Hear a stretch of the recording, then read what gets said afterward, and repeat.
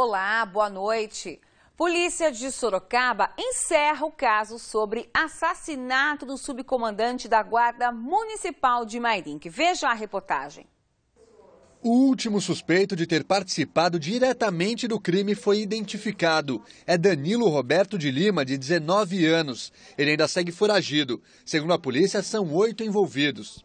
4 entraram na casa das vítimas pelo terreno dos fundos. 2 adolescentes, ambos de 17 anos, um deles já apreendido, Danilo, e também o mentor do crime, Fernando Henrique Pereira da Silva, de 21 anos. Outras 4 pessoas, todas também já identificadas pela polícia, permaneceram do lado de fora da casa, em pontos estratégicos. 2 homens e uma mulher ficaram em uma esquina a 500 metros da casa. Somente a suspeita está foragida.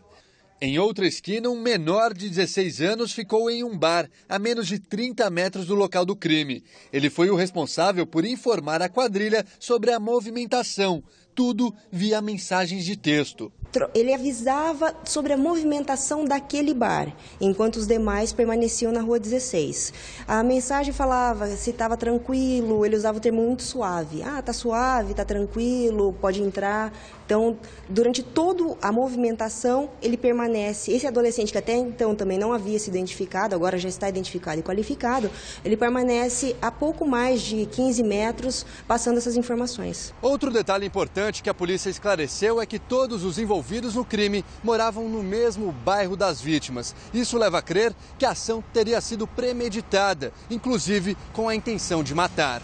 Ao que tudo indica, eles ingressam, o primeiro a ser atingido é o guarda municipal, logo em seguida eles amarram a mãe, eles amarram a Lindalva e durante esses instantes a criança desce. Quando então a mãe solicita que ele volte, grita com ele para que ele suba novamente para o segundo pavimento da casa e é atingida. Nesses instantes, logo o menino recebe o tiro. O crime aconteceu no dia 9 de agosto. Os bandidos entraram e mataram com tiros na cabeça Lindalva Prado Lanes e o marido dela, o subcomandante da Guarda Municipal de Mairinque, Laércio Lanes. O filho do casal, de 10 anos, também foi atingido. Ele conseguiu sobreviver e teve alta do Hospital Regional de Sorocaba há 2 semanas. O João Vitor está melhor, ele teve uma recuperação. Estamos aguardando a oitiva dele para a semana que vem e a conclusão do laudo de exame de corpo de delito. E assim vamos ter a extensão das lesões. E até que a reação dele foi melhor do que a gente esperava, porque a gente estava lá para dar força para ele, mas as palavras dele acabaram dando força para a gente. Que ele vai fazer de tudo para que eles tenham orgulho de onde eles estiverem, que ele vai ter orgulho dele. Que ele vai ser um subcomandante que nem ele foi. Que força esse garoto, hein? E o fogo destrói fábrica de bebedouros no Parque das Indústrias em Itu. Havia funcionários no local na hora do incêndio. 4 horas depois do início do incêndio, ainda havia bastante fumaça que podia ser vista a quilômetros de distância. O dia ficou escuro e a visibilidade prejudicada. A indústria, que começou em Itu há 26 anos, produz e distribui bebedouros e purificadores de água para todo o país. A empresa tem 180 trabalhadores e funcionava em um turno só. Por isso, quando o incêndio começou, a maioria estava lá dentro, no único galpão onde ficava o estoque de matéria-prima e de equipamentos prontos. Segundo informações dos próprios funcionários que estavam na empresa, foi pane elétrica no galpão da empresa, onde estavam sendo feitas as manutenções, e o incêndio foi muito rápido. Inclusive, um deles me informou que o incêndio na parte superior do galpão estava transcorrendo mais rápido que eles correndo por terra, por chão. Há um comprometimento da estrutura do galpão, fato que isso vai demandar uma ação do órgão responsável da prefeitura para verificar se há algum risco de queda iminente ou não. Segundo funcionários, nada sobrou. Foi destruída toda a produção de aproximadamente 6.000 bebedouros e purificadores. Motos que estavam no estacionamento da empresa também ficaram destruídas. Um funcionário teve de ser encaminhado ao hospital. Teve só uma vítima leve, um funcionário que possível lesão de membro superior direito. Viaturas do Corpo de Bombeiros de Itu, Sorocaba e de Salto participaram do combate às chamas. foi preciso o uso de máscaras. Um operário que trabalha na duplicação da rodovia na frente da fábrica chegou a desmaiar. Colegas afirmaram que ele passou mal por causa da fumaça. A Avenida Tiradentes não chegou a ser interditada, mas a Polícia Rodoviária teve de orientar os motoristas. Funcionários da empresa ao lado, de estruturas metálicas, foram dispensados após o almoço por conta do forte cheiro. Alunos da FATEC, prédio que fica na frente da indústria de bebedouros, também não tiveram aulas. E um telespectador que passava pelo local registrou um acidente no início das chamas. Pelas imagens, podemos ver a fumaça se espalhando em grandes proporções e logo elas se alastram e tomam conta de todo o prédio. Foi registrado também o momento da chegada das viaturas e do aglomerado das pessoas curiosas que passavam pelo local, além dos funcionários que também saíam da fábrica. Olha a fumaça, que grandes proporções desse incêndio em fábrica de Itu, que fabrica bebedouros. E você também pode participar dos nossos telejornais com imagens como essas ou sugestões de reportagens. O nosso site é tvsorocaba.com.br, vou repetir, tvsorocaba.com.br ou o telefone 15 32 38 8804, 15 32 38 8804. E a empresa de Itu, que foi atingida por esse incêndio, divulgou que lamenta o ocorrido e que desconhece as causas do fogo. A Defesa Civil da cidade informou que as paredes que ofereciam risco de queda já foram demolidas e que o prédio está interditado. Amanhã, o local deve passar por uma nova avaliação. Mãe e filha morreram depois que o carro em que estavam caiu em um barranco de aproximadamente 30 metros na estrada do Sabuó, em São Roque. De acordo com o Corpo de Bombeiros, elas tinham 66 e 41 anos. A motorista perdeu o controle ao fazer uma curva. As vítimas chegaram a ser socorridas, mas não resistiram. O desembargador e coordenador da Vara da Infância e Juventude, Antônio Carlos Malheiros, esteve hoje à tarde no Centro Arquidiocesano da Pastoral em Sorocaba. Ele fez uma palestra para centenas de jovens atendidos pelos projetos Primeira Chance Jovem Cidadão, de 20 comunidades pobres de Sorocaba. Malheiros debateu temas como o Estatuto da Criança e Adolescente e a redução da maioridade penal, da qual é contra. Falando nisso, nós estamos preparando uma reportagem especial sobre o menor no tráfico de drogas. Eles usam as escolas de Sorocaba para incentivar o consumo. Os funcionários das agências dos Correios de Sorocaba e região estão em greve. Segundo o representante do Sindicato dos Trabalhadores da Empresa Brasileira de Correios, Telégrafos e Similares de São Paulo, na região de Sorocaba, Gilmar Gomes da Silva, ontem às 7h30 da noite, teve uma assembleia decidindo a manifestação. Em Sorocaba, a adesão ainda é baixa e prejudica a central de encomendas e cartas. Os funcionários reivindicam o reajuste da inflação em relação ao ano anterior, de agosto a julho deste ano, que é de 6,8%, e a manutenção do plano de saúde que a empresa quer terceirizar.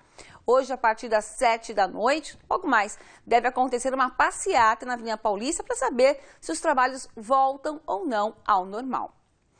Aproximadamente 300 vidros de palmito foram apreendidos pela polícia na rodovia dos Bandeirantes, em Jundiaí. O motorista estava em uma caminhonete e tentou subornar os policiais com R$800. Ele foi preso e encaminhado ao centro de triagem de Jundiaí. A mercadoria e o veículo foram apreendidos. E em Salto de Pirapora, mais de 100 munições foram apreendidas pela Polícia Militar no bairro Santa Maria. Um homem foi detido, mas pagou fiança de R$700 e depois foi liberado. Medo nas estradas. Aumentou em mais de 100% os roubos de carga na região de Jundiaí. Os números assustam quem fica atrás dos volantes. Eduardo é caminhoneiro há quase 2 décadas. Cuidadoso, nunca foi assaltado, mas conhece a história de muitos companheiros que passaram por esta situação. Eu tinha trabalhado com caminhão há muitos anos, aí já foi assaltado 2 vezes já. Levaram o caminhão, deixaram ele amarrado, ficou quase 2 dias no meio do mato lá, ou no cativeiro. Nos 7 primeiros meses de 2013, já foram contabilizados em todo o estado de São Paulo 3.743 ocorrências de roubos de carga. Boa parte delas aconteceu na região de Jundiaí. De janeiro a julho deste ano, já foram registrados aproximadamente 58 ocorrências na região das rodovias Anhanguera e Bandeirantes. De acordo com a Polícia Rodoviária, este local é preferido pelos bandidos por causa do tipo de carga que passa por aqui. A região, o que acontece, ela é próxima a Campinas, que é um polo tecnológico. Há muitas empresas, seja de fábrica ou até mesmo montagem de equipamento eletroeletrônico, celulares, TVs, notebooks, computadores. Os bandidos costumam agir no começo da manhã e no fim da tarde. A polícia afirma que em grande parte dos assaltos, as quadrilhas contam com a ajuda dos próprios caminhoneiros. Por vezes a gente acaba vendo uma certa desatenção de motoristas que acabam parando em locais ermos, no acostamento em horário indevido e despreparados e acabam sendo surpreendidos pelos criminosos.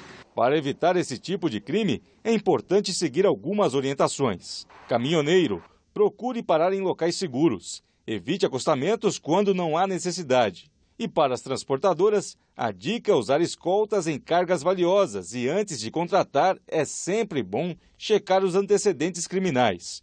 Cuidados que podem salvar, além da carga, a vida de profissionais. A gente sempre procura parar nos postos certo, que a gente sabe que, entendeu? Nessas paradas de caminhão aí que a gente já está acostumado, já para evitar problema. Daqui a pouco, às 8 horas da noite, acontece a solenidade de posse do delegado seccional de Jundiaí, Luiz Carlos Branco Júnior.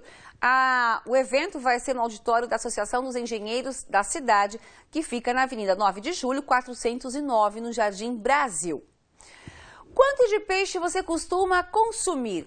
Até o próximo dia 15, o governo incentiva a compra do pescado, porque uma pesquisa aponta que o brasileiro não tem muito este costume. Vamos ver. O comércio de peixe tem altos e baixos. Esta comerciante vende pescado há mais de 30 anos. Segundo ela, em épocas como a Páscoa, o consumo aumenta.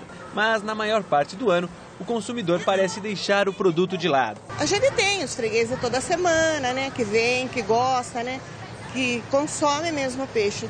Porque o povo parece que não aprendeu a comer o peixe ainda. O Brasil possui mais de 7 mil quilômetros de costa, mas o consumo de peixe ainda é baixo. Por isso, o Ministério da Pesca promove neste mês de setembro a Semana do Peixe. O objetivo é aumentar o consumo de 9 para 12 quilos por habitante ano. E a peixaria de Dona Fátima já começou a fazer a parte dela. Baixou o preço da sardinha de R$ 7 para R$ 3,99. É uma coisa que tem que incentivar, tem que comer, tem que, né? É uma vitamina, né? Mas se você for comprar um peixe, é preciso ficar atento para levar um produto fresco. É importante que a gente olhe o peixe, a cor, né? Ele tem que estar brilhante, né? A escama, ele tem que estar aderida, né? Na pele do peixe, né?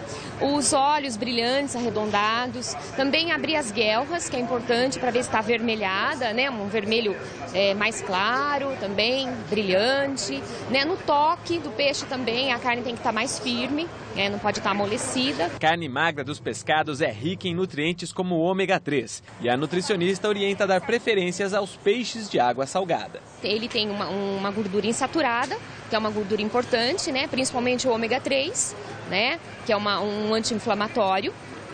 É importante para bloquear, né, prevenir, controlar e bloquear, né, qualquer gordura arterial. Além do ômega, destaca, por exemplo, na sardinha, o cálcio, né, para a formação dos ossos, que é muito importante, né.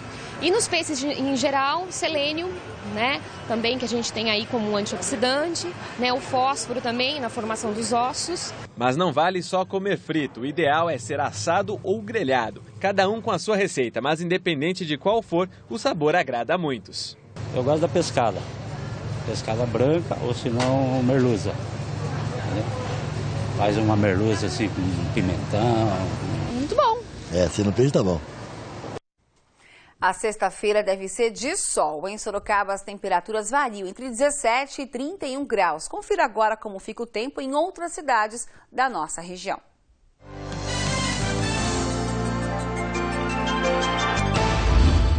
Em Tietê, as temperaturas variam entre 16 e 32 graus. Mesma máxima para Jumirim. Jundiaí tem mínima de 15 e máxima de 31 graus. Mínima de 17 em Itapetininga. Depois da lei municipal de Sorocaba, que exige atestado médico antes das aulas de educação física, Lugares que recebem pessoas para a prática de exercícios também revêem a situação. Aula de educação física, oportunidade para a criança adquirir o hábito de praticar esportes, gastar energia, ter uma vida saudável e até competir. Só que bem antes de começar qualquer atividade física, no momento da matrícula, os pais de alunos dessa escola particular em Sorocaba precisam apresentar esta ficha aqui, que indica se a criança ou adolescente tem algum problema de saúde. Dependendo do caso, é obrigatório um atestado médico. De acordo com a diretora pedagógica, é uma forma de cuidar da saúde do aluno. É um resguardo para o aluno e para o colégio. O colégio se resguarda de qualquer tipo de incidente que possa ocorrer e as famílias sabem que o aluno vai receber o socorro devido no momento que ele necessita. Desde maio, o atestado médico é exigido para alunos de escolas municipais de Sorocaba. A lei do vereador Francisco Martinez, do PSDB, já causou polêmica. Como não há médicos para emitir o documento, crianças estão sem aulas práticas. Este médico do esporte aprova a medida, mas ressalta que uma lei não deveria retirar crianças das quadras e campos. Se você criar uma estrutura para que essas crianças sejam avaliadas anualmente e isso não dificulte o acesso à atividade física, eu acho que a lei tem validade sim. A criança que tem uma prática esportiva na infância, ela tem uma tendência muito maior em se tornar um adulto ativo.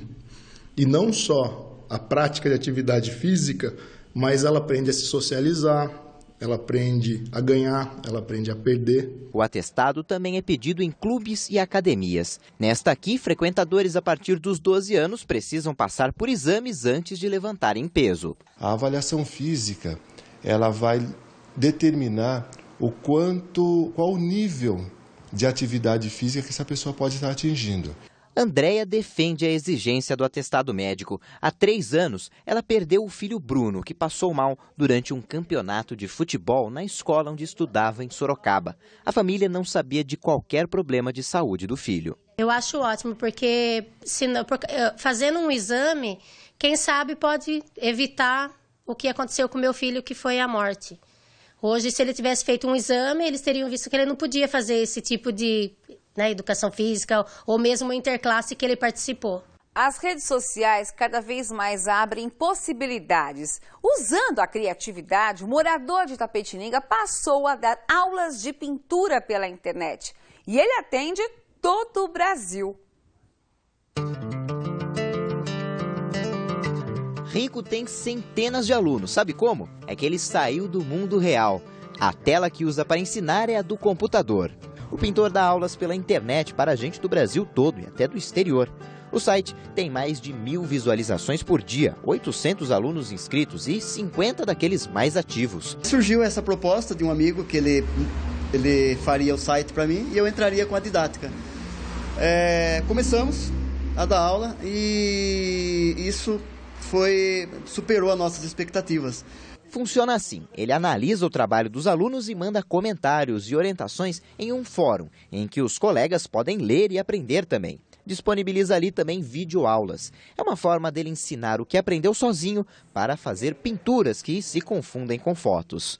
As aulas são divididas em 4 módulos, do básico ao avançado, sendo que o primeiro é gratuito.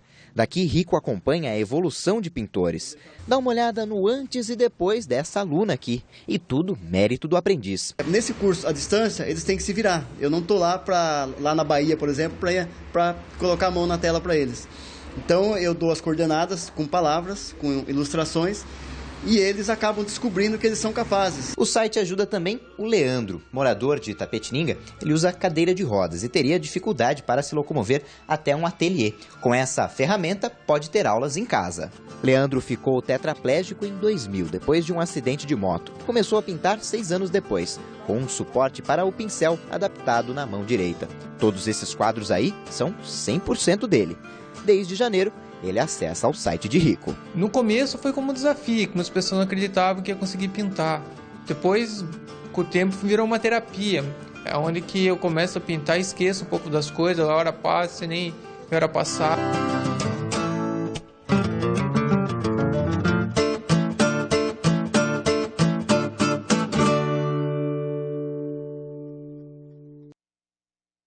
Que bacana, e Leandro, que perfeição o seu desenho, hein? Parabéns. O Noite Cidade termina aqui, fique agora com o SBT Brasil. Amanhã cedinho, confira o Noite Cidade de manhã com Nona Roberts. Tenha uma excelente noite.